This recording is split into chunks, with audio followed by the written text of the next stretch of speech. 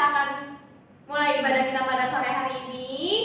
Cici undang untuk bangkit berdiri, kita mau angkat satu pujian, hidup, hidup, hidup selamanya. Hidup, hidup, hidup selamanya. Yesusku hiduplah, hidup selamanya. Hidup, hidup, hidup selamanya. Yesusku hiduplah. Oh haleluya, oh haleluya, Yesusku hiduplah. Oh haleluya, oh haleluya, Yesusku. Sekali lagi, hidup, hidup, hidup selamanya. Hidup, hidup, hidup selamanya. Yesusku hiduplah, hidup selamanya. Hidup, hidup, hidup selamanya. Yesusku hiduplah. Oh haleluya, oh haleluya, Yesusku hiduplah.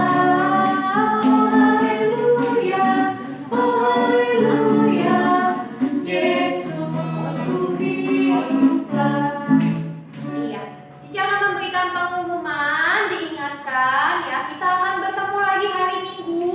Kita akan beribadah jam 1 siang untuk kelas balita melalui YouTube, dan untuk kelas kecil dan kelas besar akan melalui Zoom.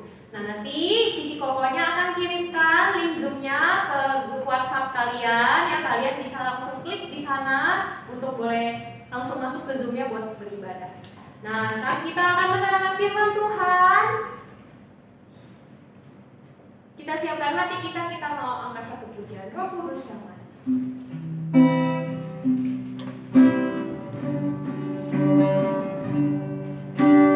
Buka hatiku untuk firman-Mu, ku ingin menjadi seperti Yesus. Berfirman-Lah Tuhan, ku mau mendekat dan melakukannya setiap hari. Roh Kudus yang manis, tolong aku menuruti firman Tuhan.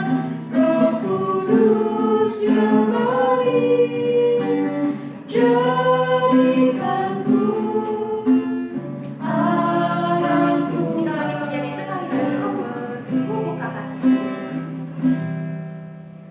Buka hatiku untuk firman-Mu, ku ingin menjadi seperti Yesus. Berfirman Tuhan, ku mau mendengar dan melakukannya setiap hari. Roh Kudus yang manis, tolong aku menuruti firman Tuhan. Roh Kudus yang manis, jadikanku anak Tuhan yang manis. Semua lipat tangannya, tutup matanya, mari kita bersatu di dalam. Ya Tuhan, sungguh kami mengucap syukur pada hari ini kalau kami boleh diberikan kesempatan untuk boleh kembali datang kepada Tuhan, untuk boleh beribadah kepada Tuhan. Ya Tuhan, kami telah menaikkan puji-pujian di hadapan Tuhan, dan sekarang kami mau mendengarkan firman Tuhan. Tolonglah kami, agar kami juga boleh mengerti dan boleh memahaminya dengan baik, dan boleh menanamkan segala firman Tuhan di dalam kehidupan kami. Tuhan yang boleh tolong kami, dan kiranya Tuhan juga yang boleh sertai dan pimpin Cici Koko yang akan membawakan firman Tuhan. Hanya di dalam nama Tuhan Yesus Kristus kami berdoa. Amin. Halo adik-adik, mari kita sekali lagi berdoa. Tuhan, Bapa kami di surga, sebentar kami ingin mendengarkan firman-Mu, biarlah Tuhan yang boleh pimpin, agar kami boleh lebih mengenal siapa Tuhan Yesus yang telah bangkit bagi setiap kami. Di dalam nama Tuhan Yesus kami berdoa dan kami bersyukur. Amin. Adik-adik, mari kita bersama-sama membuka dari Injil Yohanes pasal yang ke-20, Yohanes 20 ayat yang ke-19. Mari kita bersama-sama membuka Yohanes pasal yang ke-20 ayat yang ke-19. Kau baca ya. Ketika hari sudah malam, pada hari pertama minggu itu, berkumpullah murid-murid Yesus di suatu tempat dengan pintu-pintu yang terkunci karena mereka takut kepada orang-orang Yahudi. Pada waktu itu datanglah Yesus dan berdiri di tengah-tengah mereka dan berkata, "Damai sejahtera bagi kamu." Dan sesudah berkata demikian, ia menunjukkan tangannya dan lambungnya kepada mereka. Murid-murid itu bersukacita ketika mereka melihat Tuhan. Maka kata Yesus lagi, damai sejahtera bagi kamu. Sama seperti Bapa mengutus aku, demikian juga sekarang aku mengutus kamu. Ya. Jadi kita sudah tahu setelah Tuhan Yesus bangkit, dia menampakkan diri ya waktu itu kepada Maria Magdalena. Ya, waktu Maria melihat, loh, ini seperti bukan Tuhan. Tapi waktu dia mendengar suaranya, baru dia sadar ini adalah guru. Ini adalah Yesus yang disalib itu. Tapi dia sudah bangkit. Ya, jadi tubuh Yesus sudah tidak seperti tubuh kita lagi, ya, tetapi masih bisa dikenali.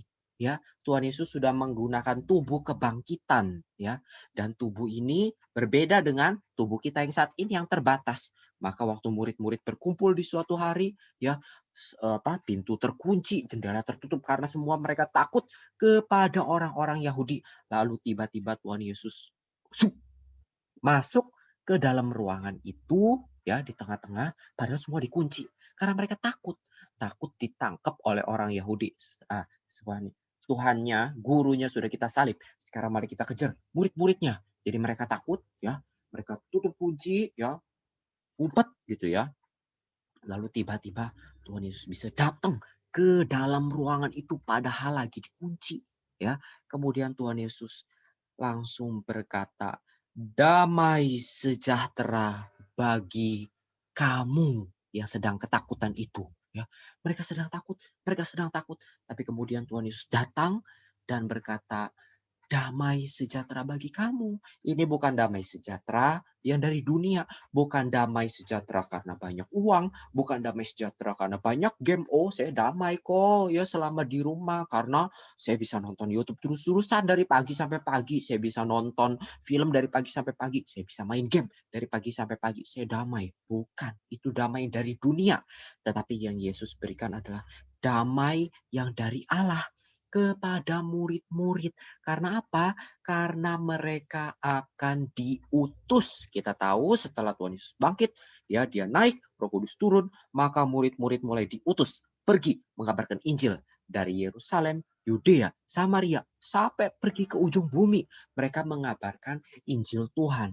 Maka Tuhan Yesus memberikan damai sejahtera bagi kamu, ya, murid-muridku, ya, yang dengan setia mengabarkan Injil Tuhan, ya. Jadi pertanyaan, kalau kita mau damai, bukan damai dari dunia, tapi damai yang dari Tuhan yang membuat mereka sekarang tidak takut, ya, tidak takut lagi karena mereka damai, damai dari Allah yang orang tidak ngerti. Hah? Kok bisa ya? Mereka sudah mau mati, sudah di tengah sidang, tapi tetap damai. Ini kok bisa seperti ini? Karena ini damai yang dari Tuhan Allah. Kalau adik-adik dan kokoh kita mau damai seperti ini, maka kita juga harus mau diutus oleh Tuhan seperti para murid-murid yang diutus. Siapa yang diutus? Siapa yang pergi melakukan firman Tuhan, mengabarkan Injil, maka Tuhan akan memberikan damai itu, ya. Karena seperti Bapa mengutus Kristus, sekarang Tuhan Yesus mengutus murid-muridnya, para rasul, ya, dan juga kita. Kemudian Tuhan Yesus utus, ya, sebagai anak-anak Tuhan, sebagai orang-orang yang sudah ditebus. Kemudian ayat 22, dan sesudah berkata demikian, ia menghembusi mereka dan berkata, terimalah Roh Kudus. Jika kamu mengampuni dosa orang, dosanya diampuni. Dan jikalau kamu menyatakan dosa orang tetap ada, dosanya tetap ada. Setelah Tuhan Yesus memberikan damai, yang kedua, Tuhan Yesus menghembusi mereka dengan Roh Kudus. Wah, kita langsung ingat harusnya ya, terutama ini adik-adik kelas besar. Harusnya langsung ingat, kok ini mirip-mirip ya? Mirip-mirip dengan apa? Mirip dengan kitab Kejadian. Waktu Tuhan Allah menciptakan Adam, ya, Tuhan Allah membentuk dari tanah, kemudian menghembusi Adam sehingga Adam menjadi ciptaan yang hidup. Ya, sama. Sekarang Tuhan Yesus menghembusi para rasul, ya, murid-murid yang berkumpul waktu itu, dan mereka sekarang menjadi ciptaan yang baru, bukan lagi yang lama, yang takut, yang ngumpet. Sekarang mereka punya damai. Tuhan Yesus akan memberikan Roh Kudus. Inilah simbol bahwa nanti Allah Roh Kudus akan turun pada hari Pentakosta, ya, dan mereka akan memperoleh damai. Mereka menjadi ciptaan yang baru, bukan orang seperti yang dulu lagi. Sekarang mereka adalah pewarta yang membawa kerajaan Allah, membawa Injil Tuhan. Mereka hidup dengan cara yang berbeda dengan cara dunia hidup. Mereka hidup dengan kasih satu dengan yang lain. Ya, maka kita baca kitab Kisah Para Rasul, hidup mereka sangat beda, beda dengan orang-orang dunia di luar. Ya, mereka punya cara hidup baru karena mereka ciptaan yang baru. Ya, setiap kita yang percaya kepada Tuhan Yesus, menerima Allah Roh Kudus di dalam hati kita, kita juga adalah ciptaan yang baru. Maka kita harus hidup dengan cara yang baru, harus hidup saling mengasihi, hidup berlandaskan kasih, hidup berlandaskan buah roh, ya, Roh Kudus yang memenuhi kita, bukan dengan cara dunia lagi. Lalu dikatakan di ayat 23, kalau kamu bilang, ya, kalau kamu ampuni dosa orang, dosanya diampuni. Kalau kamu bilang dosa orang tetap ada, maka dosanya tetap ada. Wah, kok bisa seperti ini? Kalau kita bilang dosamu diampuni, maka dosa hilang. Dosamu tetap ada, maka dosa tetap ada. Kok bisa? Ya, wah, kalau kita lihat ternyata ini adalah kata-kata yang biasa diucapkan para pemimpin Yahudi, ya, ketika mereka setelah membawa korban bakaran, ya, melakukan upacara penghapusan dosa, kemudian imam akan berkata, dosamu sudah diampuni, maka dosa sudah diampuni. Ya, bagi mereka yang tidak bawa korban, dosa tetap tidak diampuni. Ya, mereka harus usir keluar, bukan bagian dari sinagog, ya, tempat-tempat ibadah orang-orang Yahudi yang tempat ibadah yang kecil, ya, bagi mereka. Kamu keluar, bukan bagian dari sinagog ini. Tetapi ini berbeda. Murid-murid Tuhan Yesus bukan seperti para pemimpin Yahudi. Sekarang Tuhan membuat ciptaan yang baru menjadi satu kelompok yang baru. Orang-orang ciptaan baru itu berkumpul bersama-sama menjadi gereja. Ya, mereka berkumpul, komunitas orang percaya, orang-orang yang percaya kepada Yesus sebagai juru selamat. Sekarang mereka disebut gereja. Dan dikatakan kalau kamu ya mengatakan dosanya diampuni, maka dosanya sudah tidak ada. Gimana caranya? Bukan dengan bilang datang kepada Bapak Pendeta atau Cici atau Koko. Cici tolong ampuni dosa saya. Bukan. Koko tolong ampuni dosa saya. Bukan. Tetapi dengan cara mengabarkan Injil. Bagi mereka yang mau menerima Injil, maka dosanya diampuni. Bagi mereka yang menolak Injil, maka dosanya tetap ada dan mereka tidak menjadi ciptaan baru, tidak menjadi warga kerajaan Allah, tidak menjadi bagian dari gereja Tuhan, ya. Kemudian mari kita setelah Tuhan Yesus bilang seperti ini Tuhan Yesus, kamu akan menjadi komunitas yang baru, menjadi gereja, ya. Dan melalui kamu harus punya cara hidup yang baru, ya, seperti cara hidup jemaat perdana itu, cara hidup yang baru berlandaskan kasih, menghadirkan kerajaan Allah di bumi, ya, menghadirkan Injil kerajaan Allah, melalui Injil kerajaan Allah di bumi, menjadikan bumi ini seperti kerajaan Allah. Ya, itu adalah tugas kamu yang diutus ya para rasul untuk pergi mengabarkan Injil, termasuk juga kita ya untuk terus hidup melakukan perintah Tuhan. Ayat 24, tetapi ya ada yang bolos nih ya, ada yang nggak ada di situ.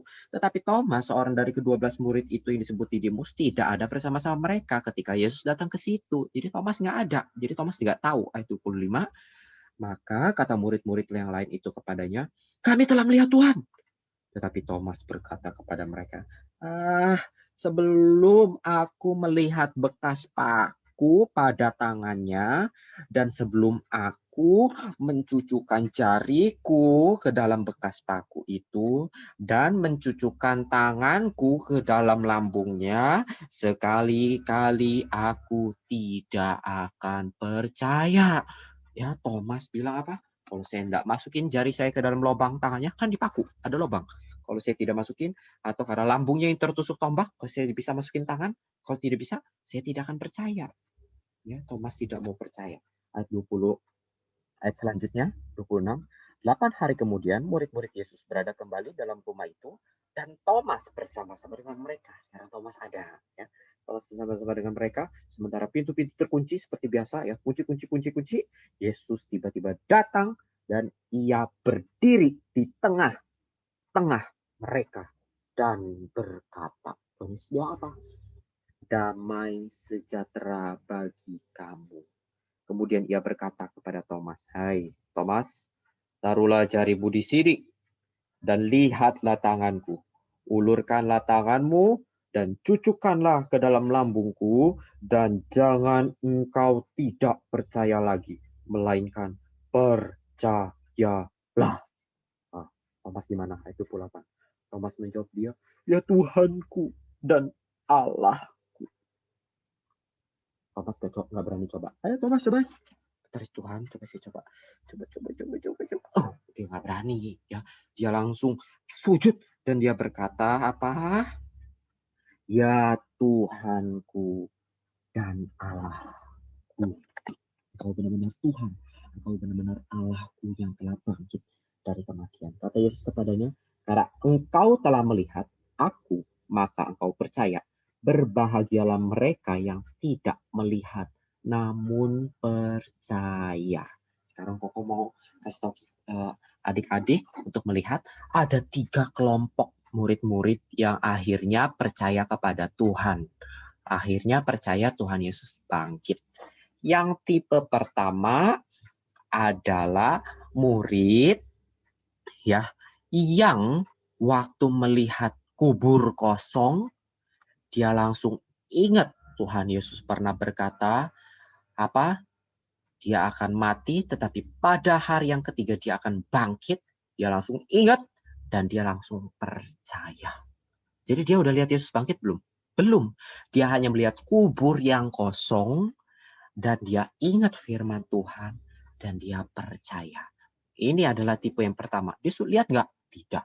Tapi dia mengingat firman Tuhan. Dia adalah Yohanes yang menulis Injil ini. Tipe kedua adalah murid yang ya, melihat baru dia percaya.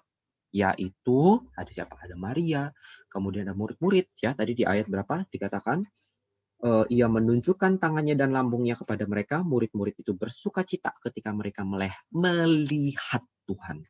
Waktu Thomas juga termasuk di sini ketika dia melihat lubang pada tangan Tuhan Yesus, baru dia menjadi percaya. Boleh nggak sih minta bukti kalau Tuhan sudah bangkit? Boleh. Ya, tidak salah. Ya, Thomas meminta bukti bahwa Yesus sudah bangkit. Ya, boleh nggak minta bukti? Boleh. Ya, dan akhirnya mereka percaya nggak? Percaya. Mereka percaya karena mereka sudah melihat. Ya, jadi tipe yang kedua adalah dia butuh bukti, dia melihat, maka dia percaya. Ya, banyak orang sekarang tanya, mana buktinya Tuhan Yesus bangkit? Masa orang sudah mati bisa bangkit? Mana buktinya? Ya, bukti itu hanya membuat kita tahu. Ya, Ayo coba buktiin Yesus bangkit. Jedeng, dia bangkit. Oh iya Yesus sudah bangkit. Ya sudah. Butuh bukti? Butuh. Ting, udah bangkit. Terus apa? Ya sudah, saya sudah tahu dia bangkit. Terus apa? Cuman tahu. Cuman tahu Tuhan Yesus sudah bangkit. Lalu apa? Nah, ini kelemahannya ya. Kita bukti itu hanya membuat kita tahu. Ya, adik-adik yang sekolah, kita ada pelajaran IPA ya. Adik-adik yang sempat mungkin praktikum, eksperimen, itu membuat hanya sebagai bukti. Kita tahu, itu cuma bukti. Bukti. Kemudian apa? Ya sudah kita tahu. Oh kita tahu ternyata ada hukum ini. Oh kita tahu ternyata ada hukum gravitasi. Oh kita tahu ada namanya bisa menghitung kecepatan. Oh kita tahu. Kita hanya tahu setelah melihat bukti. Tetapi tipe yang ketiga adalah yang di ayat 29. Kata Yesus kepadanya, karena engkau telah melihat aku, maka engkau percaya. Berbahagialah mereka yang tidak melihat, namun percaya. Murid yang ketiga adalah mereka yang tidak melihat, tapi mereka percaya. Yang pertama, hanya melihat kubur kosong, dia ingat firman Tuhan, dia percaya. Yang kedua, dia harus melihat, punya bukti, baru dia percaya. Boleh nggak? Boleh, oke-oke aja. Yang ketiga, ini tipe yang ketiga. Mereka tidak melihat, tapi mereka percaya. Siapa ini? Adik-adik. Siapa ini? Koko. Siapa ini? Kita semua. Kita tidak melihat bukti Tuhan Yesus bangkit, tetapi kita percaya. Kok aneh sih? Ya, nggak ada bukti, kok mau percaya? Ya, tadi kita melihat kelemahan bukti apa? Bukti cuma buat kita tahu, oh Tuhan Yesus bangkit. Ya sudah, ya terus apa? Terus apa? Nah, hal yang lebih penting daripada itu adalah bukan hanya kita tahu dia sudah bangkit, tetapi apa arti kebangkitannya bagi hidupmu? Apa yang kebangkitan Yesus hasilkan?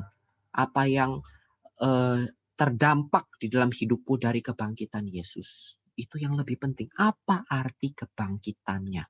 Lah, kalau dia tidak melihat kok bisa percaya dari mana? Ya, dari mana bisa percaya kalau tidak melihat? Yohanes bilang di ayat 30 kita lihat. Memang masih banyak tanda lain yang dibuat Yesus di depan mata murid-muridnya yang tidak tercatat dalam kitab ini, tetapi semua yang tercantum di sini telah dicatat supaya kamu percaya bahwa Yesuslah Mesias, Anak Allah, dan supaya kamu oleh imanmu memperoleh hidup dalam namanya. Ya, jadi yang tipe ketiga ini tidak melihat tapi percaya. Percaya melalui apa? Percaya melalui tulisan Yohanes. Percaya melalui apa? Melalui kitab suci. Melalui Alkitab. Ya. Itulah tipe yang ketiga. Ya. Dan lebih banyak mana yang percaya setelah lihat atau yang percaya karena membaca? Lebih banyak yang percaya karena membaca. Maka itu Yohanes mengatakan semua yang ditulis di sini ya dia tulis tujuannya apa? Supaya kamu tidak melihat tapi kamu percaya. Melalui apa? Melalui pembacaan kitab suci. Disitulah kita menjadi percaya. Dan mereka inilah yang disebut berbahagia. Disebut apa? Berbahagia. Mereka yang tidak melihat, tetapi mereka percaya. Karena mereka sudah membaca firman Tuhan. Ya, membaca tulisan yang Yohanes tulis melalui Injilnya. Berbahagialah kita, adik-adik. Oh, kita yang tidak melihat. Ada pernah lihat? Gak pernah. Tetapi kita percaya. Kenapa? Karena kitab suci mengatakannya. Dan kitalah yang percaya. Bukan cuman tahu. Oh, tahu ya. Tuhan Yesus sudah bangkit, saya sudah tahu. Lalu apa? Apa artinya? Apa maknanya? Apa efeknya? Apa dampaknya di dalam kehidupan kita? Itu yang lebih penting. Apa artinya? Dia bangkit bagi kamu, bagi saya, bagi kita semua. Memberikan pengharapan. Karena setelah dia bangkit, Allah Roh Kudus akan turun ya dan membuat kita mengerti firman, mengerti rencana Allah untuk mendatangkan kerajaannya di bumi. Ya, dan itu juga bukan tanpa kita, bukan tanpa adik-adik, bukan tanpa kokoh, bukan tanpa kita. Ya, itulah yang harus kita mengerti. Apa artinya? Apa dampaknya? Karena Yesus bangkit, maka kita ada pengharapan. Oh, dia nggak cuma mati, tapi dia ternyata bangkit. Mari kita berdoa. Tuhan, kami bersyukur kalau Engkau bukanlah Tuhan yang mati, tapi Engkau adalah Allah kami yang hidup. Allah kami yang bangkit dari antara orang mati. Kami bersyukur meskipun kami tidak melihat, tapi kami boleh percaya karena berita yang disampaikan oleh kitab suci yang ditulis oleh Rasul Yohanes kepada setiap kami. Dan kamilah adalah orang-orang yang berbahagia yang Tuhan katakan karena kami tidak melihat, tapi kami percaya. Bukan saja kami hanya tahu Engkau sudah bangkit, tapi biarlah kami boleh percaya bahwa kebangkitan Tuhan memiliki dampak yang besar dalam kehidupan kami.